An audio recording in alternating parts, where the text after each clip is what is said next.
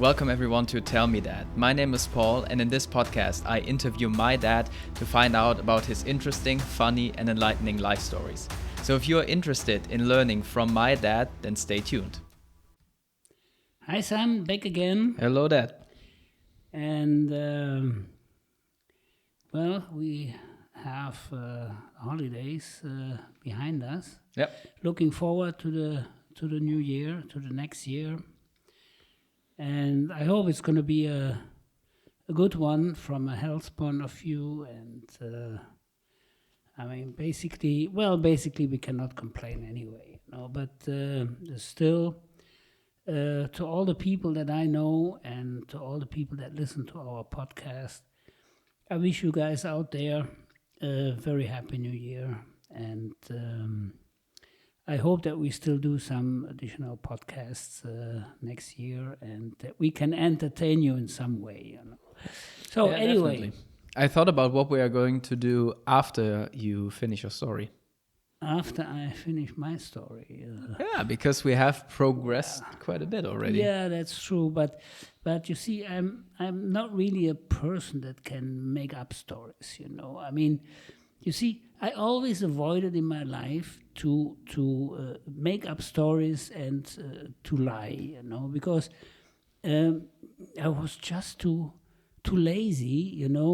To track all the stuff that I tell people, I was sticking to the truth, and that was kind of simple. And sometimes it was not really to my advantage, but anyway, it made my life kind of easier, So maybe if I would have chosen another way, I would have been a partner of Elon Musk or something.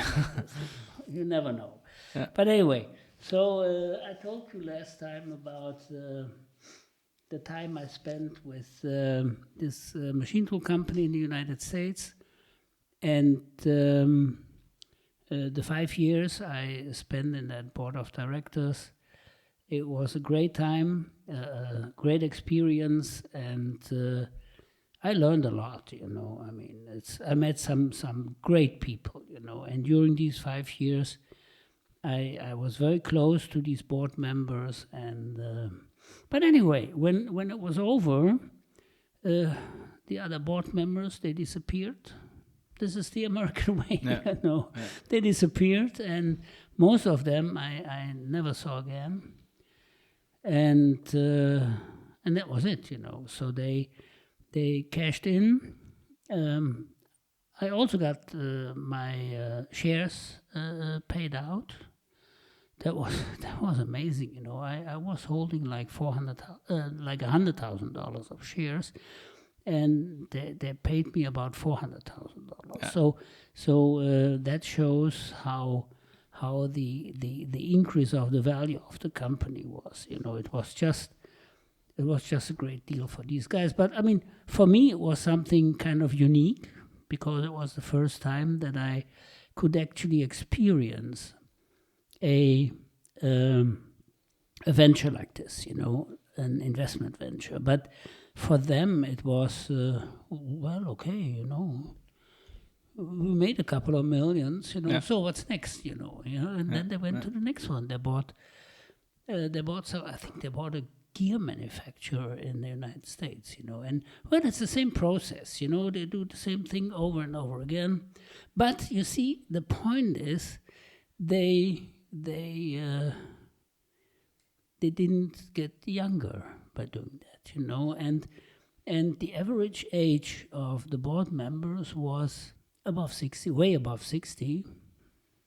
I'm not really sure who is still alive, One thing I know that the chairman of the board that I respect very much, was a real gentleman, And from today's point of view, I must say, it was almost a friendship, And to say that to an American, it means a lot, So, he died 2-3 years after that venture was over.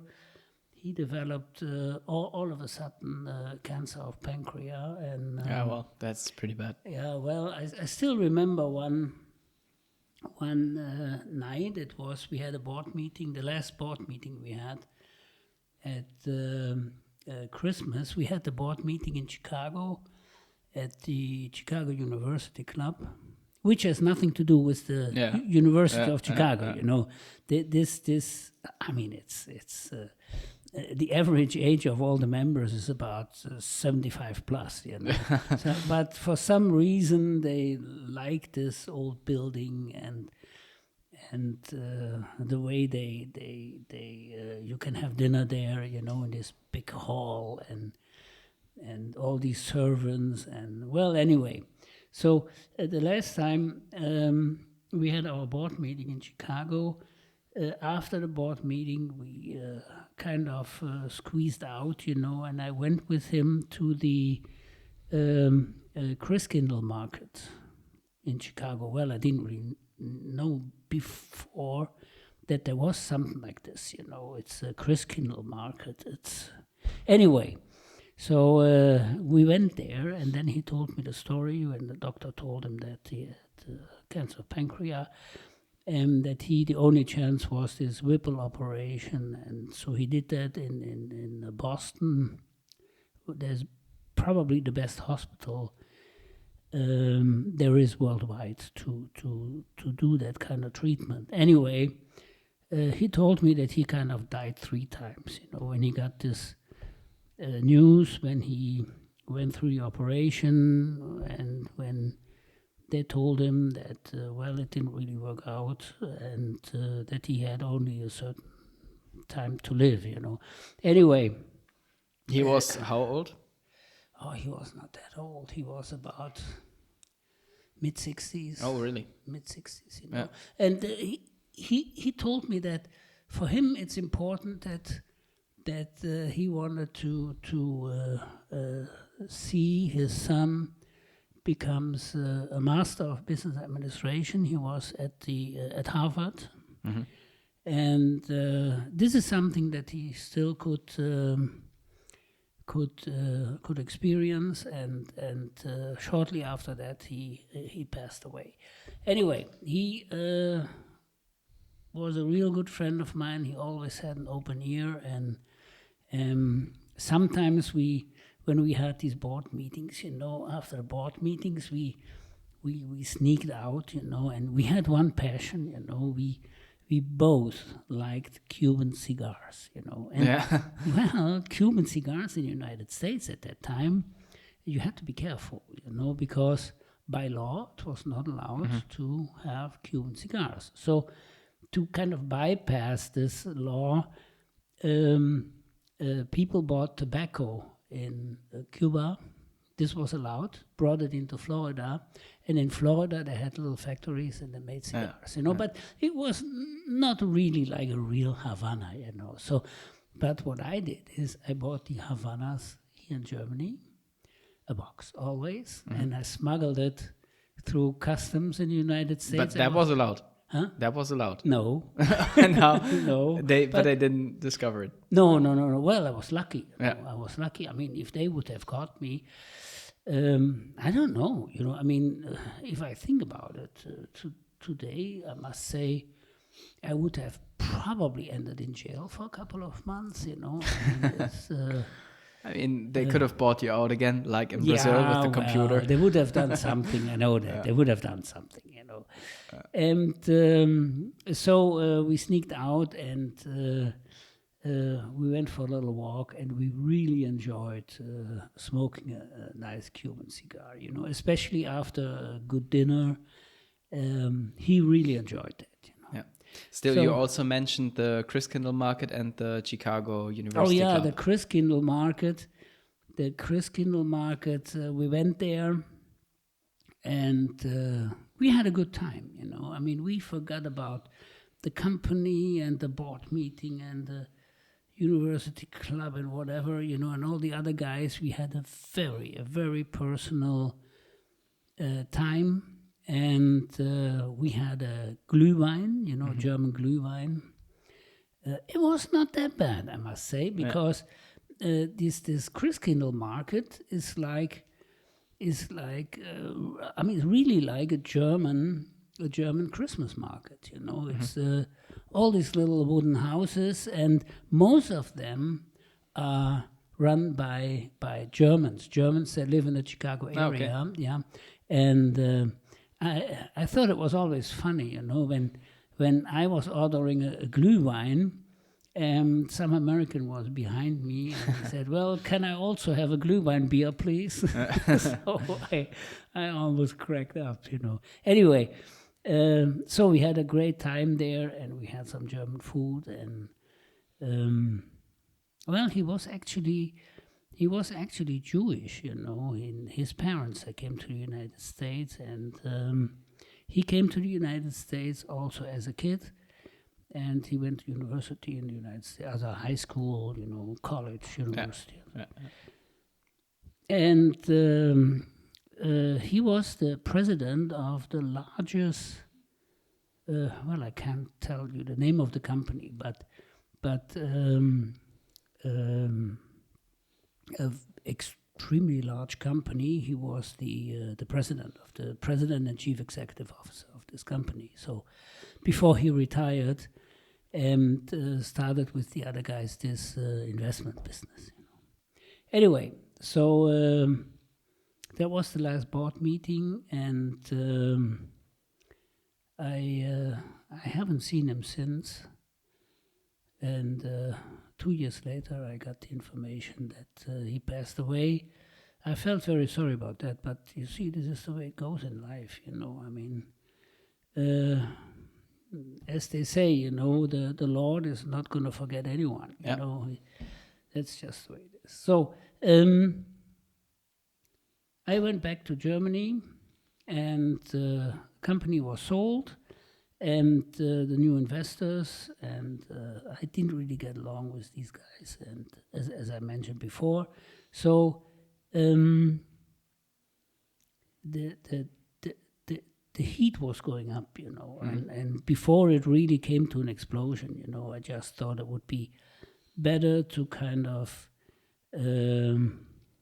separate. I made a deal with them, so they still paid me out my bonus, which was quite a chunk of money. And the funny part was, I had a dinner with these guys, and they asked me, I mean, before I left, you always have to smile, even though I could kill these guys, but you have to smile, and they asked me, "Well, Willie, what are you going to do now with all the money that you have, are you going to retire?" And I said, "No, I'm not going to retire, I feel still young, and I'm probably going to start a new company, in the same business." Mm-hmm. And they turned from white to red and back to white, so because this was not really what they wanted to hear. I mean, I actually considered this first as a joke, but they took that very seriously, So the last day of my contract at home, I received a telefax that was referring to a non-compete clause in my contract. And they said, "Well, we're going to pull that clause. And so for the next 2 years, you're not going to do anything in this business. And we're going to pay you half of your income, your present income, I mean, that was kind of an additional bonus, Yeah. So I, whether I agreed or not, that was just the way it was. Yeah, it was in the contract. It was in the contract, and we had an argument about it later on, and the lawyers took care of that, because what they considered as my income and what I considered as my income, there was a little difference, but we kind of sorted that out. And so that was my experience with this American company as a partner, as a joint venture partner, as a board member working in the United States in a kind of a high position. And now I was sitting at home. I think it was 2013. 2013. You were just like 11 years old. Mm-hmm. And we had a lot of fun that time, you know. I mean, I still remember that. We went, we did a couple of trips with your mom, and but somehow, you know, as a person that has been working all life, you know, it was kind of, there was something missing, you know. Even though I enjoyed that very much, having all this time for you guys, you know. But even your mom could sense that, well, Willie, come on. Yeah. I mean, you got to do something, you know. And why don't you start with wash my car, you know? Yeah. And I said, oh, hold it. So, but that was just a joke, you know. And but anyway, there was that one day I mean, for 2 years I couldn't do anything anyway, you know. But almost by the end of this time period of two years, I got a phone call from my former colleagues, you know, that have been working with me at this big machine tool company. And when this big machine tool company was sold, you know, they separated, and they started a service company for machine tools, for big machine tools. And they did kind of well, you know. But the big mistake that they made was they picked the wrong managing director, you know. So that was, I don't want to go into detail because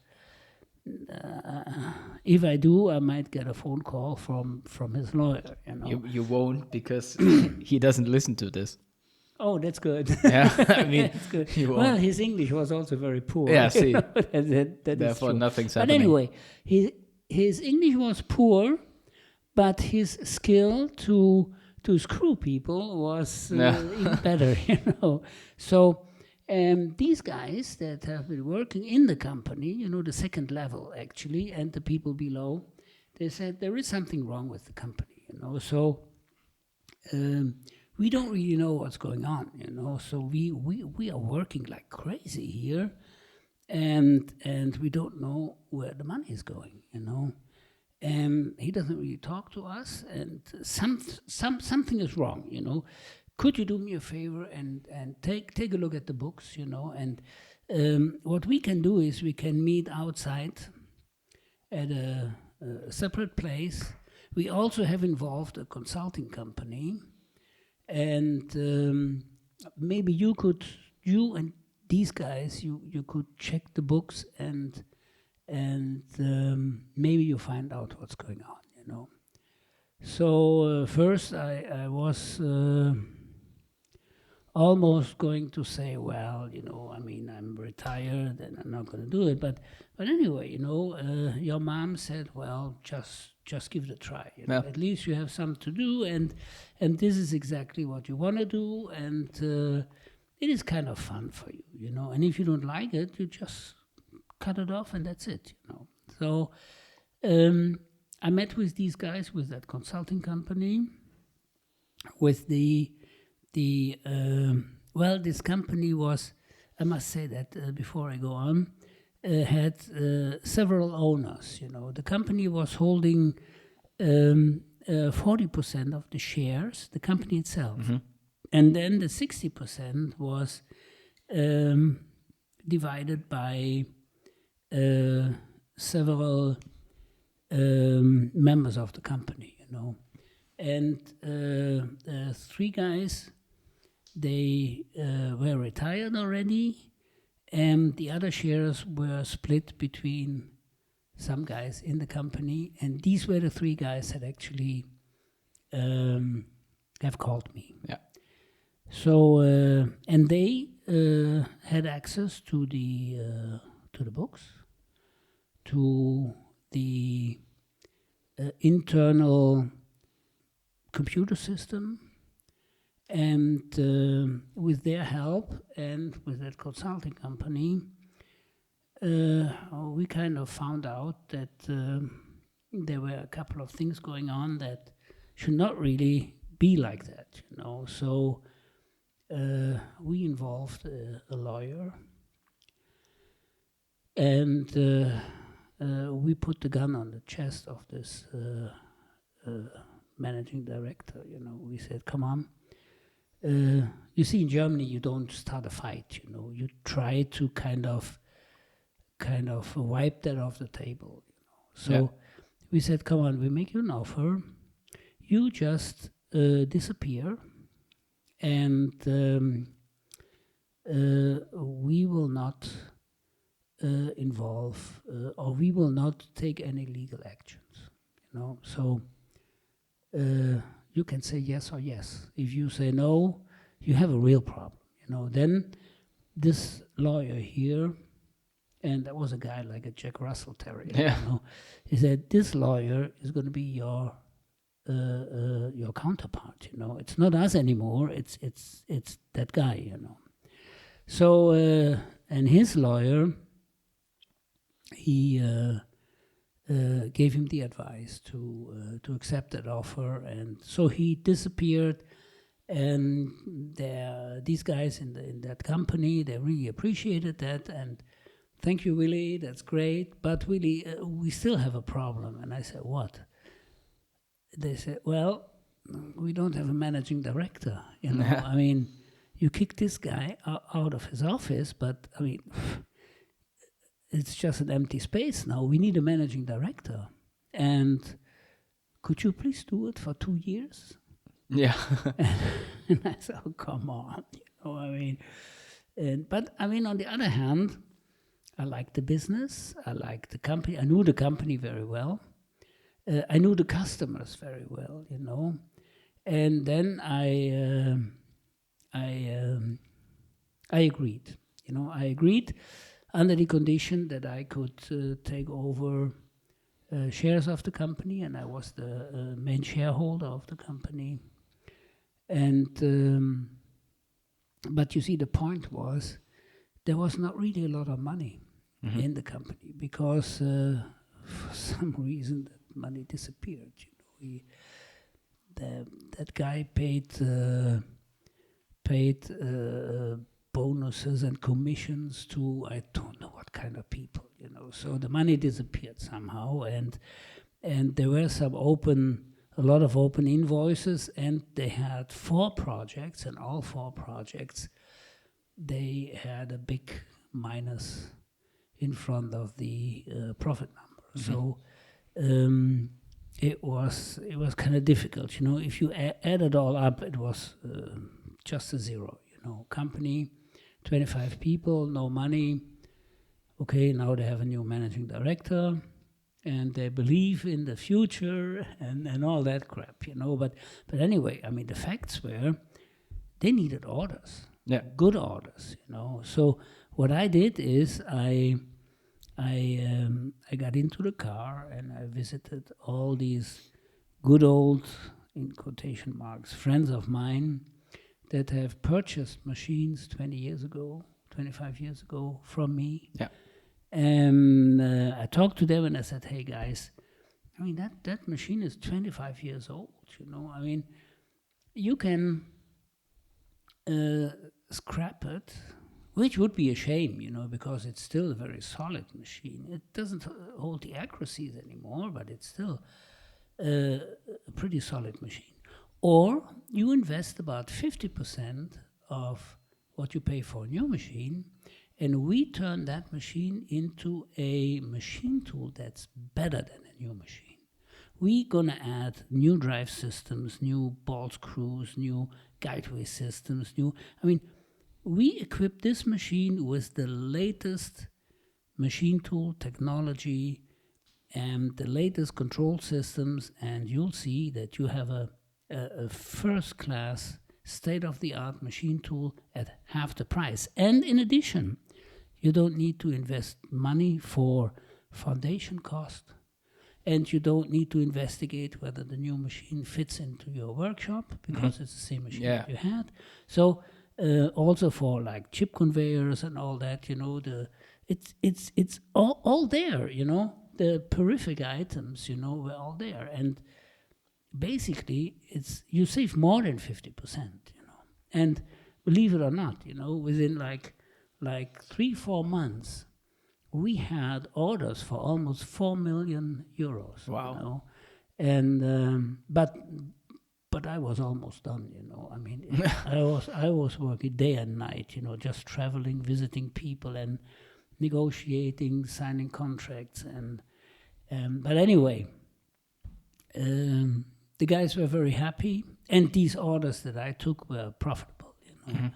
And you see, they have wasted a lot of capacity with I mean, good old customers that had a problem and they didn't have the money, and could you just check the machine and take a look here, take a look there, and like friendship, you know, and you cannot make money with that, you know? So with these new orders, I set the rules for how to process these orders, you know.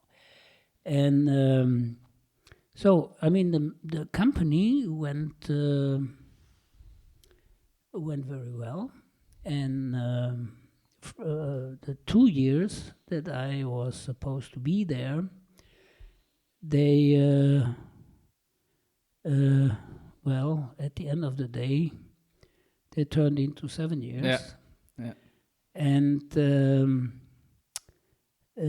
at that time, I really was fed up, you know. I mean, because the mentality of the people, you know, it's kind of strange, you know, when they are in deep shit, you know. You are the big savior, you know, and you are the man that's gonna save us and the great guy. And the moment they do well and they get paid well, and they change their mentality. They want more. People always want more time. Yeah. It's I'd say it's, you know, the company that you're referring to that was in the Eifel region in Germany. And as you know, I also made my experience in that region. Yeah, I know. So, yeah, the mentality is, I don't know, they're nice people, but the mentality is different. It's, I mean, you have to be companies, born there, you have to go really, to school there, yeah. you have to be Literally. living in that village from in day order one, to you know. understand them fully, Really, and you know, also it's, to fit into their system of how companies work and operate, you need to be born there. Yeah. Otherwise, you can't do it. Yeah, exactly. At least for a long period. But you see, then the due to the fact that I have loaded this company with orders, I needed all these people. Yeah. You know? I didn't really have kind of a buffer, you know. Yeah. Normally, if someone comes and he says, "Well, I want double salary," you say, "Well, there is the door, you know, get out." Yeah. You know, I don't even talk to you on that basis, you know. But here you have to go into that strategy, sit down, and I mean, what is your problem, you know? Yeah. Should I call a doctor? So, but anyway, it was difficult, you know. And then the other problem is that these people talk to each other. You know, when you take one key person, you know, and you say, "Well, you did a great job for what you did and the time you have invested, you get a bonus. But please, keep this to yourself. Don't talk about it."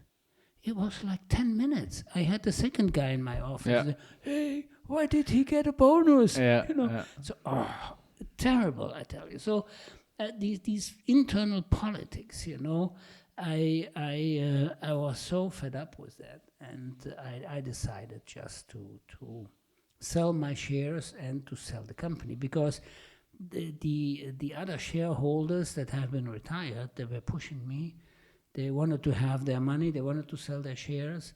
And with my shares, we had my majority, and we could sell the company. Yeah. So I contacted a company in Düsseldorf. I mean, the president of the company today is a very good friend of mine. And he helped me to, well, it's his profession, you know, to do merger and acquisitions and to help people sell their company. You know? And with his help, I managed to find a potential company that was interested in buying the company. I mean, we went through like 7 or 8 other companies, you know, but I mean, some companies they wanted to buy for €1. Some other companies, I mean, it was just not right, you know. I mean, I still remember one company, they have 50,000 employees, you know, and a company with 50,000 employees, you know, buying a company with 25 employees, you know. I mean, it's just not a match, you know. It's just mentality-wise, and it's totally different thinking, you know. So,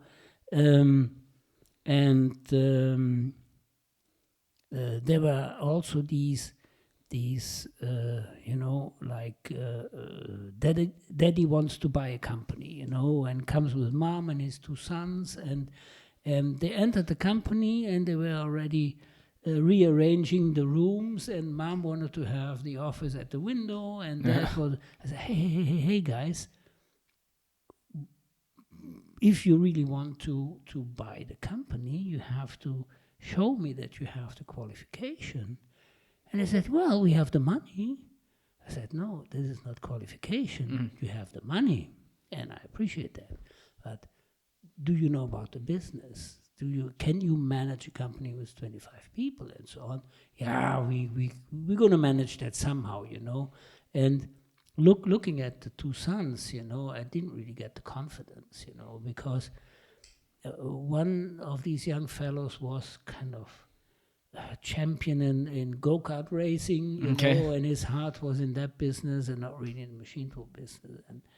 And he should become the production manager, you know. I mean, these guys in the workshop, you know, they would have eaten that guy for breakfast, you know. I mean, it's in that region, especially with mechanics as well. Yeah, it's tough to make a connection. I'd say if you do, then they are very friendly and very heartwarming. But if you don't, they eat you alive. Yeah, that's just the way it is. That is the point. So, I mean, we had all kinds of people that were interested in the company, and at the end, we settled for a company that was in the same business, that had already gone through merger and acquisitions with other companies, small companies, and 2 brothers and 2 sons. They knew what they were talking about. I mean, it was kind of love at first sight, you know. So I must say, there was also no real big negotiation, you know, about how much and can we squeeze down 10%. No, they said, well, it's your price and we accept that price. We like the people, we like the company, and we like to buy this company, you know. It's just no question about it. However, we like you to stay with the company for at least another year, you know, and this shit started all over again, you know. But anyway, so I said, well, of course, I'm not going to let you down. And one owner or new owner, he said, well, during that time, my older son will be next to you, and he will learn from you, and when you then retire, he can take over. Which is an amazing offer. Which is an amazing offer. I mean, he was still a student, I think, at that point, or just graduated or so? He just finished. He just finished his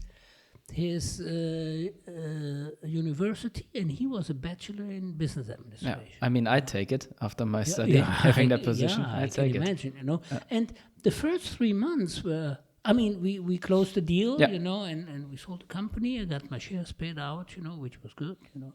So the first 3 months were great, you know. Then he kind of from 5 days a week, he showed up like 3 days a week, and then 2 days a week, and then 1 day a week. And we had one board meeting. After about 7-8 months, we had a board meeting, and in the board meeting, he told his dad that he was not interested anymore. And I was shocked. I mean, he could have talked about that with his dad at home, but not in a board meeting, and his dad was kind of shocked as well, but he kind of managed the situation, and he looked at me and he said, "Well, it looks like that you have to extend your contract for another year, and please, and I'm begging you, and blah, blah." And so I said, "Well, but that's it, 2 years, but that's it." So, well, it was first a good kind of atmosphere. These guys, they were, they had good know-how. They were very gentle. They know how to talk, and we got along very well. We got a lot of big projects that we could share. Some of the work could be done at their facility, some of the work at our facility. But time came closer that I really wanted to retire. Yeah. And in addition, one of the brothers kind of felt like that he had to help me managing the company, and he did something that you should never do. That he talked to the employees directly. And he told them, "Well, if you have a problem here, you can also come to my office, and we can talk about it, But this is something that you say, but you don't mean it, But Eifel, They do it. people, they do it. They do it, Yeah. So it took about a week, and they had like 5-6 people in his office, And I found out from my secretary, she came to my office and she said, "Well, do you know that our guys the last week, that they had several meetings at the office of our partners?" And I said, "That can't be, they would have involved me, they would have called me, So they didn't involve me, they didn't call me, and for me that is a clear cut, and you cannot bypass the managing director of a company, if you feel like there is room for discussions, or people feel that they have to talk to the management, you can tell them, "Hey, there is a managing director, talk to them, and if you don't find a solution with him, then I can talk to him." But he was the co-owner. He did not have a managing position in that company, So he actually stepped a knife in my back, So even though he didn't see it that way, he was kind of a very simple person, But I kind of educated him that this is something that you should never do when you want to run a business in a professional way. So I resigned the same day. And even though he kind of, "Well, how much do I have to pay to make you stay one more year?" And no, it's over. Now it's over, And so I left the company. And it took like another year, and the company was history, So, here in Germany, if you go, especially in the Eifel, if you go to the employees and you call everybody by first name, and you kind of play like being the big brother and the nice guy, they're going to take advantage, they're going to eat you up, no question about it. So, but he didn't see it that way. He didn't realize it. And so today, I think there are still 3-4 people that kind of function as a workbench, because there is still some big machines that they can operate, but otherwise there is no sales, there is no design, there's nothing. So anyway, that was that experience of Willie's company number 2, and I must say I could have spared this time. It was kind of a it was nonsense. It was not that fun, and it was not really something that I should have done. And from a income point of view,